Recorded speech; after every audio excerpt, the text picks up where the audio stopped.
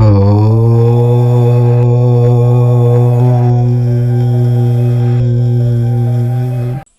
మనం ధనుసు రాశి వారి జీవితానికి సంబంధించిన ఒక కీలకమైన విషయం గురించి మాట్లాడుకుందాము.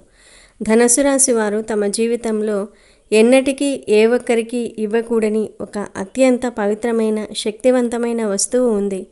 ఈ వస్తువు కేవలం ఒక భౌతిక పదార్థం మాత్రమే కాదు, ధనుసు రాశి వారి సంపద, అదృష్టము, ఆనందము మరియు లక్ష్మీదేవి అనుగ్రహాన్ని తమలో నిక్షిప్తం చేసుకునే ఒక శక్తి కేంద్రం. ఈ ఒక్క వస్తువును మీరు మీ సొంత ఇంట్లో వారిని తప్పించి బయట వ్యక్తులకు, అంటే ఇరుగు పొరుగు వారికి, దూరపు బంధువులకు, అత్యంత ఆత్మీయులైన స్నేహితులకు లేదా మీతో కలిసి పనిచేసే సహోద్యోగులకు మీ చేతులతో స్వయంగా దానం చేసిన, అప్పుగా ఇచ్చిన లేదా మరే రూపంలోనైనా వారికి తరలించిన అది మీ జీవితాన్ని అత్యంత దారుణమైన నరక కూపంలోనికి నెట్టివేసే ప్రమాదం ఉంది. ఈ హెచ్చరికను కేవలం మూఢనమ్మకంగా కొట్టి పారేయడానికి వీలు లేదు. ఇది తరతరాలుగా వస్తున్న జ్యోతిష్య శాస్త్ర మరియు వాస్తుశాస్త్ర విశ్వాసాలపై ఆధారపడి ఉంది. మీరు గనుక ఈ వస్తువుని ఎవరికైనా ఇచ్చారో కష్టాలు ఎదుర్కొంటారు. మీ మంచి కోరి చెప్తున్న విషయం ఇది. మరి ఆ వస్తువు ఏమిటి? ఆ వస్తువు ఇవ్వటం వల్ల కలిగే నష్టాలు ఏమిటి అనే విషయాన్ని ఈ వీడియోలో తెలుసుకుందాం. ముందుగా మనం ఈ రాశి వారి వ్యక్తిత్వం గురించి మాట్లాడుకుందాం. ఇక వీడియోలోకి వస్తే, ధనుసు రాశి అనేది రాశి చక్రంలో 9వ రాశి. మూలా నక్షత్రము 1, 2, 3, 4 పాదాలు, పూర్వాషాఢ 1, 2, 3, 4 పాదములు మరియు ఉత్తరాషాఢ 1వ పాదంలో జన్మించిన వారు ధనుసు రాశి వారికి చెందుతారు. ఈ రాశికి అధిపతి గురువు. ధనుసు రాశి వారు పుట్టుకతోనే ఆశావాదులు, ఉత్సాహవంతులు మరియు స్వతంత్ర ప్రియులు. వీరు కొత్త విషయాలను అన్వేషించడానికి, జ్ఞానాన్ని సంపాదించడానికి ఎల్లప్పుడూ ఆసక్తి చూపుతూ ఉంటారు. ప్రయాణాలు చేయటము, వివిధ సంస్కృతులను తెలుసుకోవటం వీరికి చాలా ఇష్టం. వీరి నిజాయితీగా, సూటిగా ఉంటారు. కొన్నిసార్లు ఇది మొరటుగా అనిపించినా వారి ఉద్దేశం ఎప్పుడూ స్వచ్ఛంగానే ఉంటుంది. వీరికి ఆధ్యాత్మిక చింతన ఎక్కువ. దేవుడి పట్ల భక్తి, ధర్మం పట్ల గౌరవం కలిగి ఉంటారు. తాత్విక చర్చలలో పాల్గొనడానికి ఆసక్తి చూపుతారు. వీరు ఇతరులకు సలహాలు ఇవ్వటంలో, మార్గదర్శకత్వం చేయటంలో ముందుంటారు. వీరిలో నాయకత్వ లక్షణాలు పుష్కలంగా ఉంటాయి. ధనుసు రాశి వారు ఉదార స్వభావం కలిగి ఉంటారు. సహాయం చేయడానికి ఎప్పుడూ వెనుకాడరు. అయితే వీరు కొన్నిసార్లు తొందరపాటు స్వభావం కలిగి ఉంటారు. ఇది వారికి కొన్ని ఇబ్బందులను తెచ్చిపెట్టవచ్చు. ఒకే చోట ఎక్కువ కాలం ఉండడానికి ఇష్టపడరు. మార్పును, నూతనత్వాన్ని కోరుకుంటూ ఉంటారు. వీరిలో హాస్య చతురత అధికం. కాలం చాలా విలువైనది. ఒక క్షణం గడిచిపోయినా సరే మళ్ళీ మనం వెనక్కి తీసుకుని రాలేం అనే విషయాన్ని మన పెద్దలు ఎప్పుడూ చెప్తూ ఉంటారు. ఇక అసలు విషయానికి వస్తే, మన ప్రాచీన శాస్త్రాల ప్రకారం దైనందిన జీవితంలో మనం ఉపయోగించే కొన్ని వస్తువులను లేదా పదార్థాలను మన చేతులతో ఇతరులకు దానం చేయకూడదు లేదా అప్పుగా ఇవ్వకూడదు అనే కఠినమైన నియమాలు ఉన్నాయి. ఈ నియమాలను పాటించకపోతే మనం తెలిసి తెలియక లక్ష్మీదేవిని మన ఇంటి నుండి బయటకు పంపిన వారం అవుతాము. ఈ విషయాన్ని చాలా మంది పట్టించుకోరు. ఏమిటి, ఒక చిన్న వస్తువు మన జీవితాన్ని మార్చేస్తుందా అని అనాలోచితంగా మాట్లాడుతూ ఉంటారు. కానీ మన సనాతన ధర్మంలో మరియు వాస్తుశాస్త్రంలో ప్రతి వస్తువుకు దానికంటూ ఒక ప్రత్యేకత, ఒక శక్తి మరియు ఒక ఆధ్యాత్మిక విలువ నిక్షిప్తమై ఉన్నాయి. ఈ వస్తువులు కేవలం భౌతిక పదార్థాలు కావు. ఇవి మన ఇంట్లో ఉన్న ధనాకర్షణ శక్తికి, అదృష్టానికి మరియు స్థిరత్వానికి ప్రతీకలు. అటువంటి శుభకరమైన వస్తువులను ఇతరులకు ఉచితంగా లేదా అప్పుగా ఇవ్వటం ద్వారా మనం మన సంపదకు మూలమైన శక్తిని వారి ఇంటికి తరలి వచ్చినట్లుగా అవుతుంది. దీనివల్ల మన ఇంట్లో ఆర్థిక సమస్యలు, అనవసరమైన ఖర్చులు మరియు అదృష్టహీనత చోటు చేసుకుంటూ ఉంటాయి. అందుకే మన పూర్వీకులు ఈ శక్తి బదిలీని నిరోధించడానికి కొన్ని వస్తువులను ఎప్పుడూ ఇతరులకు ఇవ్వకూడదని స్పష్టంగా చెప్పారు. అయితే ఈ రాశివారు ప్రత్యేకించి ఒక వస్తువును ఎవరికీ ఇవ్వకండి. ఆ ఒక్క వస్తువు మరేదో కాదు, అది ఉప్పు. ఉప్పు అనేది కేవలం ఆహారానికి రుచిని ఇచ్చే పదార్థం మాత్రమే కాదు, హిందూ సాంప్రదాయంలోనూ అనేక ఇతర సంస్కృతుల్లోనూ ఉప్పుకు అత్యంత ఉన్నతమైన ఆధ్యాత్మిక స్థానం ఉంది. ఉప్పును లక్ష్మీదేవికి అత్యంత ఇష్టమైన వస్తువులలో ఒకటిగా పరిగణిస్తారు. ఎందుకంటే ఇది సాక్షాత్తు సముద్రం నుండి ఉద్భవించింది. మరియు లక్ష్మీదేవి కూడా పాలసముద్రాన్ని మదించినప్పుడు ఉద్భవించింది. అందుకే ఉప్పును ఇంట్లో ధనానికి, సుఖ సంతోషాలకు మరియు దుష్టశక్తులను పారద్రోలడానికి ప్రతీకగా భావిస్తూ ఉంటారు. ఉప్పులో అపారమైన శక్తి నిక్షిప్తమై ఉంటుంది. ఇది ప్రతికూల శక్తులను గ్రహించి ఇంటి వాతావరణాన్ని శుద్ధి చేస్తుంది. అందుకే చాలామంది ఇంటి గుమ్మం వద్ద ఉప్పు నీటితో కడగటం లేదా ఒక గిన్నెలో ఉప్పును ఉంచటం వంటివి చేస్తూ ఉంటారు. ఉప్పును దానం చేయటం అంటే మీ ఇంట్లో ఉన్న లక్ష్మీదేవిని, మీ అదృష్టాన్ని, మీ సంపదను మరియు మీ సకల శుభాలను మీ చేతుల మీదుగా వేరే ఒకరికి అర్పించటం లాంటిది. ప్రత్యేకించి రాశివారికి ఈ నియమం అత్యంత కఠినంగా వర్తిస్తుంది. ఎందుకంటే వారి ఆరా చాలా సున్నితంగా ఉంటుంది మరియు వారి ఆర్థిక వ్యవహారాలు నిశితమైన ప్రణాళికపై ఆధారపడి ఉంటాయి. ఉప్పును ఇవ్వటం ద్వారా వారి ప్రణాళికలు అన్నీ తలకిందులై అనూహ్యమైన ఆర్థిక నష్టాలు సంభవించే అవకాశం ఉంటుంది. ఈ రాశివారు సహజంగానే ఇతరులకు సహాయం చేయాలనే తపన కలిగి ఉంటారు. వారు దయగల హృదయాన్ని మరియు పరోపకార స్వభావాన్ని కలిగి ఉంటారు. కానీ ఈ ఒక్క విషయంలో వారి దయ వారికి అత్యంత హానికరంగా పరిణమించవచ్చు. ఒకవేళ ఇరుగు పొరుగు వారు కూరల్లో ఉప్పు లేదనో లేదా ఇంకేదైనా చిన్న అవసరానికో అని వచ్చి మీ వద్ద ఉప్పు అడిగితే మీరు కాదనలేక వారికి కొద్దిగా ఉప్పును మీ చేతులతో కొలిచి ఇచ్చారంటే మీరు చేసిన గొప్ప ఉపకారం కాస్త మీ జీవితానికి శాపంగా మారుతుంది. ఆ క్షణం నుండి మీ ఇంటిపై ఉన్న లక్ష్మీదేవి అనుగ్రహం చంచలమై నెమ్మదిగా ఆ ఉప్పుతో పాటు ఇతరుల ఇంటికి తరలిపోవటం ప్రారంభిస్తుంది. ఇది ఒక శక్తి బదిలీ ప్రక్రియ. దీనిలో మీ శ్రమ, మీ అదృష్టము, మీ సంపాదనలో కొంత భాగం ఆ ఉప్పును తీసుకున్న వ్యక్తికి తరలి వెళ్ళి వారికి మేలు చేయవచ్చు. కానీ అదే సమయంలో మీకు తీవ్రమైన కష్టాలను, అప్పుల బాధలను మరియు అనారోగ్యాలను మిగిల్చే అవకాశం ఉంది. జ్యోతిష్య శాస్త్రం ప్రకారం ఉప్పు ఇవ్వటం అనేది దరిద్రాన్ని స్వీకరించడానికి ఒక మార్గం అని విశ్వసిస్తారు. ముఖ్యంగా మంగళవారము, గురువారము మరియు శనివారాలలో ఉప్పును ఎట్టి పరిస్థితుల్లోనూ కూడా ఎవరికీ ఇవ్వకూడదు అని చెప్తూ ఉంటారు. కానీ ఈ రాశివారు మాత్రం ఏ రోజైనా, ఏ సమయంలోనైనా ఈ విషయంలో అత్యంత జాగ్రత్తగా ఉండాలి.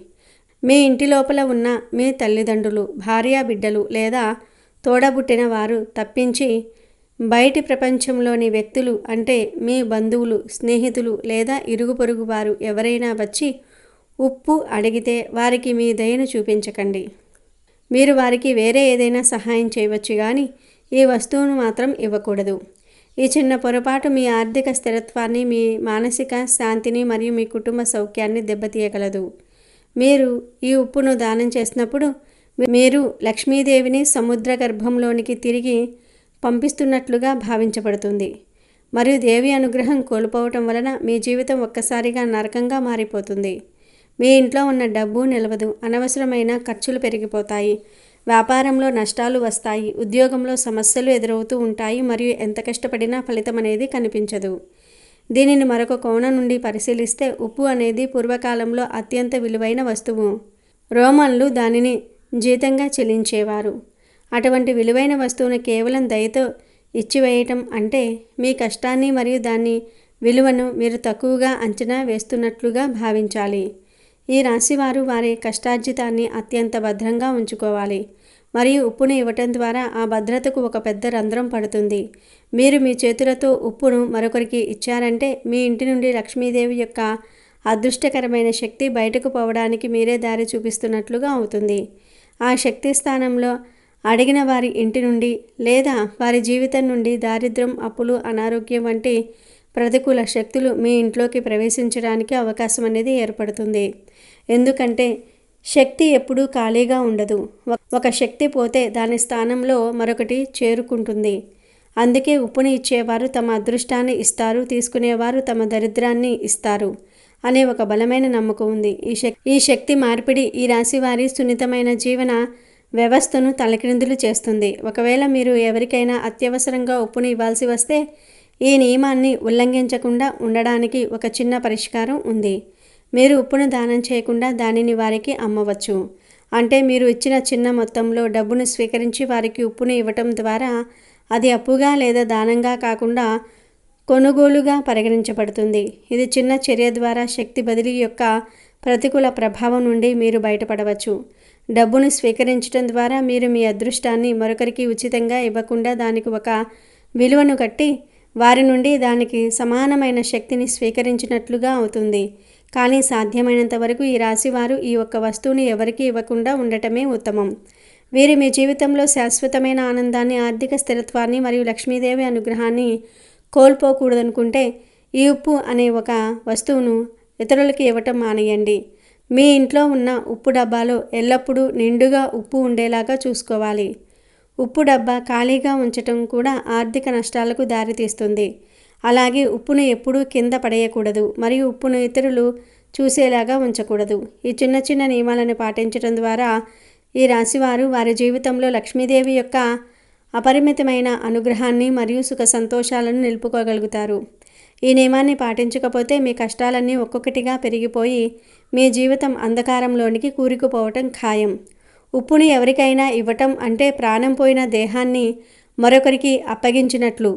అంటే మీ జీవితంలో ప్రాణం లాంటి సంతోషాన్ని, శ్రేయస్సును తీసి ఇతరులకు ఇయ్యటమే అవుతుంది. కనుక ఈ రాశివారు ఈ విషయంలో అత్యంత పవిత్రతను, నియమాన్ని పాటించటం అత్యవసరం. కనుక ఈ రాశి స్త్రీలు అనే కాదు, ఈ రాశి పురుషులు కూడా తమ చేతులతో ఉప్పుని ఇవ్వటం మరింత తీవ్రమైన పరిణామాలకు దారితీస్తుంది. ఎందుకంటే స్త్రీలు ఇంటికి లక్ష్మీ స్వరూపాలుగా పరిగణించబడుతూ ఉంటారు. మరియు వారి చేతుల నుండి ఉప్పు వెళ్ళటం అంటే ఇంటి లక్ష్మీదేవి స్వయంగా బయటకు వెళ్తున్నట్లుగా భావిస్తూ ఉంటారు.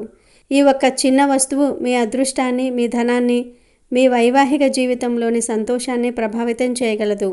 కాబట్టి ఎట్టి పరిస్థితుల్లోనూ కూడా ఎవరి ఒత్తిడికి తలొగ్గకుండా ఇరుగు పొరుగు, బంధుమిత్రులు, స్నేహితులు ఎవరైనా సరే వారికి ఉప్పును మీ ఇంటి నుండి ఇవ్వకుండా జాగ్రత్త వహించండి. వారికి అవసరమైతే కొనుక్కోమని చెప్పండి, కానీ మీ చేతులతో దాన్ని వారి చేతులకు ఇవ్వకండి. ఆ కష్టాల నరకంలోనికి మీరు అడుగు పెట్టకండి. ఇది కేవలం ఒక విశ్వాసం మాత్రమే కాదు, మీ ఆర్థిక భవిష్యత్తుకు సంబంధించిన ఒక కీలకమైన నిబంధన. ఈ రాశివారు వారి జీవితంలో క్రమశిక్షణతో పాటు ఈ ఆధ్యాత్మిక నియమాన్ని పాటిస్తే అపారమైన ఐశ్వర్యాన్ని మరియు జీవితంలో ఉన్నత స్థితిని పొందగలుగుతారు. అయితే ధనుసు రాశి వారి జాతకం ప్రకారం చూసుకున్నట్టయితే మీ జీవితంలో 12 సంవత్సరాల శత్రువు ఎవరో మీకు ఇప్పుడు తెలిసిపోతుంది. అంటే మీ ఇరుగు పొరుగు వ్యక్తులు కావచ్చు, మీరు పనిచేసే చోట కావచ్చు, మీరు వ్యాపారం చేసే చోట కావచ్చు, మీకు కీడు కోరుకునే వ్యక్తులైతే ఉన్నారు. అయినప్పటికీ మీరు వారిని గుర్తించలేకపోతూ ఉన్నారు. ఎందుకంటే ధనుసు రాశి వారిది మంచి స్వభావం కాబట్టే. ఇతర వ్యక్తులు కూడా అదేవిధంగా నిస్వార్థంగా మంచిగా ఉంటారని మీరు భావిస్తూ ఉంటారు. వీరి ఆర్థిక స్థితి మెరుగుపడడాన్ని చూసి వారవలేకపోతూ ఉంటారు. మీరు ఎదుగుతూ ఉంటే చూసి తట్టుకోలేక వారు అనేక రకాల కుట్రలు పన్నుతూ ఉన్నారు. మిమ్మల్ని దిగజార్చడానికి ప్రయత్నం చేస్తూ ఉన్నారు.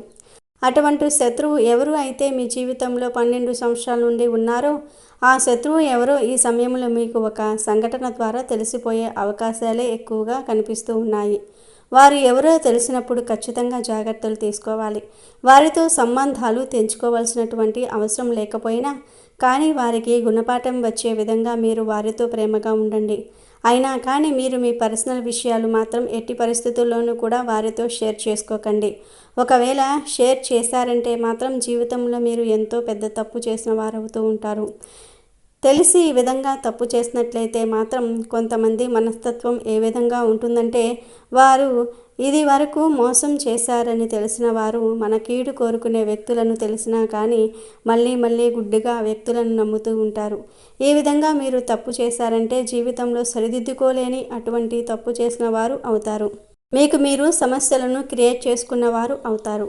మీ జీవితాన్ని మీకు మీరుగా నాశనం చేసుకున్న వారు అవుతారు. కాబట్టి ఈ అంశాలలో తగిన జాగ్రత్తలు అయితే తీసుకోండి. ముఖ్యంగా మరో 2 రోజులలో మీ జీవితానికి సంబంధించినటువంటి సంఘటన జరిగే అవకాశాలు అయితే కనిపిస్తూ ఉన్నాయి. అంటే మీ శత్రువులు ఎవరో మీకు అర్థం కావడానికి ఒక పెద్ద సంఘటన జరిగే అవకాశాలే ఎక్కువగా కనిపిస్తూ ఉన్నాయి. ఆ సంఘటన ద్వారా మీరు అర్థం చేసుకోవచ్చు. అంటే ఎవరి దగ్గర మీ గురించి నెగిటివ్గా ప్రచారం చేశారో ఆ విన్న వ్యక్తి మీ దగ్గరికి వచ్చి ఆ విషయాన్ని మీకు తేట తెల్లం చేస్తారు. అంటే గుడ్డిగా నమ్మిన వ్యక్తులు వారి వల్ల మీరు మోసపోయారని ఈ నెలలో ఏదో ఒక పెద్ద సంఘటన ద్వారా అర్థం చేసుకునే అవకాశాలే కనిపిస్తూ ఉన్నాయి. అలాగే ఇద్దరు ఆడమనుషులు ఒక మగ మనిషి మీ జీవితంలో ఎప్పుడూ కూడా మీ వెంట పడుతూ ఉన్నట్లుగా మీకు అర్థమవుతూ ఉంటుంది. అయినప్పటికీ కూడా వారి మూలంగా మీకు మంచి జరిగే అవకాశాలైతే ఎక్కువగా ఉన్నాయి. కొంతమంది మనం ఎంత వెయిట్ చేసినా కానీ మనతో మాట్లాడాలని, ఫ్రెండ్షిప్ చేయాలని, బంధాన్ని కొనసాగించాలని ప్రయత్నం చేస్తూ ఉంటారు. అటువంటి వ్యక్తులు ఇద్దరు ఆడమనుషులు ఒక మగ మనిషి వెంట పడుతూ ఉన్నారు. వారి మూలంగా మీ యొక్క జీవితం అనేది సంపూర్ణంగా మారిపోతుంది. కొన్నిసార్లు లైఫ్ టర్నింగ్ పాయింట్ అని వింటూ ఉంటాం, చూస్తూ ఉంటాం కదా. అంటే మీ జీవితంలో ఇది వరకు మీ యొక్క జీవితం ఏ విధంగా ఉంది, ఇక ముందు మీ యొక్క జీవితం ఏ విధంగా ఉంటుంది అంటే ఆ పెద్ద మార్పుకు కారణం ఆ ఇద్దరు ఆడమనుషులు ఒక మగ మనిషి. వారు మీతో స్నేహం చేయాలనుకుంటున్నారు. వారు మీతో బంధాన్ని కలుపుకోవాలి అనుకుంటున్నారు. ఒకవేళ మీరు వారితో స్నేహం చేశారంటే మాత్రం వారు ఇచ్చే సలహాలు మీ జీవితానికి మంచి మలుపు తీసుకుని వస్తాయి. మీరు వ్యాపారస్తులైతే కనుక వ్యాపారంలో మంచి మంచి మెలకువల గురించి వారు చెప్తూ ఉంటారు. వినియోగదారులను ఏ విధంగా ఆకట్టుకోవాలో మీకు సూచిస్తూ ఉంటారు. అలాగే కొన్ని అవకాశాలు ఇప్పించటం కూడా జరుగుతూ ఉంటుంది.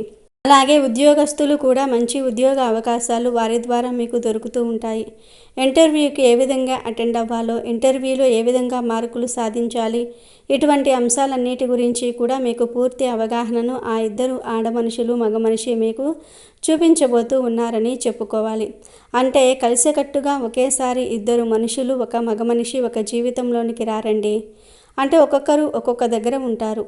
ఒకరితో ఒకరికి సంబంధం ఉండదు. ఒకరు పొరుగు వ్యక్తి కావచ్చు, మరొకరు మీరు పనిచేసే చోట ఉంటారు, లేకపోతే మీరు వ్యాపారం చేసే చోట ఉంటారు, లేదా ఆన్లైన్లో మీకు పరిచయం కావచ్చు, స్నేహితుల ద్వారా మీ జీవితంలోనికి రావచ్చు. ఈ విధంగా ఒక్కొక్కరిగా మీ జీవితంలోనికి వస్తారు. కానీ ముగ్గురు మనుషులు అయితే మీ జీవితంలోనికి రాబోతూ ఉన్నారు. వారి సలహా సహకారాలు మీకు తోడుగా ఉంటాయి. అయితే వీరి జాతకం ప్రకారం మాత్రం మీకు 12 సంవత్సరాలుగా ఉన్నటువంటి శత్రువు ఎవరో ఖచ్చితంగా దొరుకుతారు. మరో 2 రోజుల్లో దీనికి సంబంధించి మీకు పూర్తి అవగాహన అనేది వస్తుంది.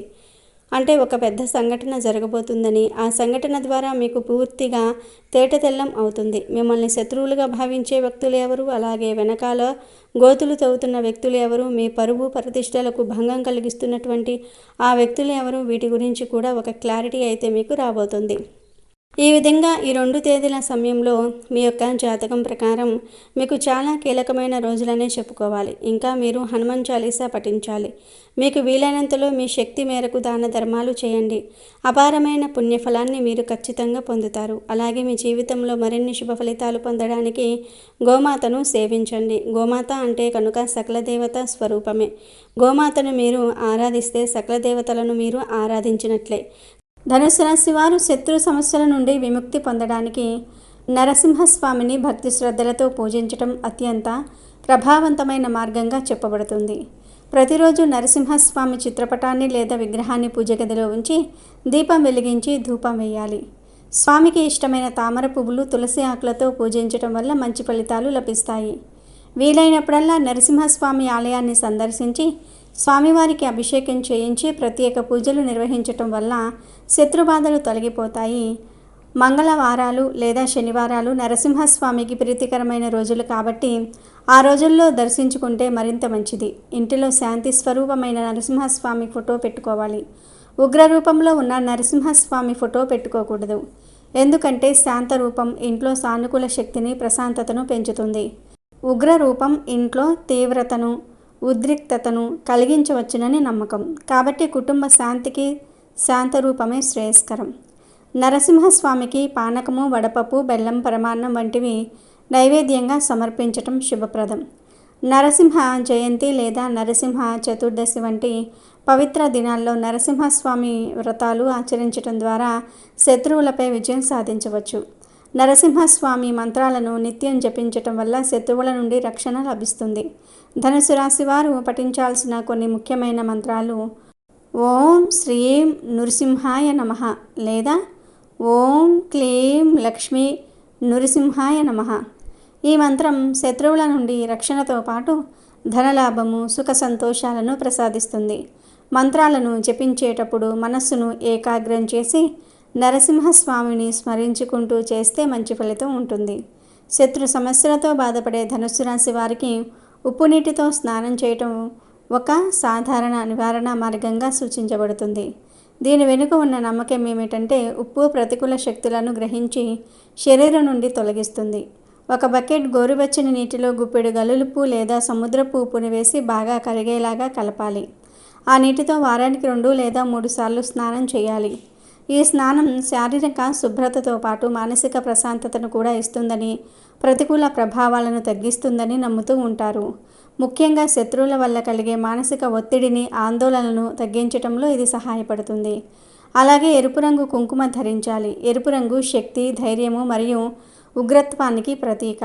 ముఖ్యంగా నరసింహస్వామి ఆరాధనలో ఎరుపు రంగు ప్రత్యేక స్థానం ఉంది. నరసింహస్వామిని పూజించిన తర్వాత స్వామివారికి అలంకరించిన ఎరుపు కుంకుమను నుదుట ధరించడం వల్ల శత్రువుల నుండి రక్షణ లభిస్తుందని నమ్ముతూ ఉంటారు. కుడి బొటనవేలుతో నుదుట తిలకం ధరించడం శుభప్రదం. ఎరుపు రంగు కుంకుమ ధరించడం వల్ల ఆత్మవిశ్వాసం పెరుగుతుంది. ప్రతికూల శక్తులు దరిచేరవు. శత్రువులపై విజయం సాధించడానికి అవసరమైన ధైర్యం, సంకల్పం కలుగుతాయి. ఇది ఒక రక్షణ కవచంలా పనిచేస్తుందని నమ్ముతూ ఉంటారు. ధనుస్సు రాశి వారు ఈ నియమాలు పాటిస్తే శత్రు సమస్యలు, పనులలో కలిగే ఆటంకాలు తొలగిపోతాయి. శుభ ఫలితాలు కలుగుతాయి.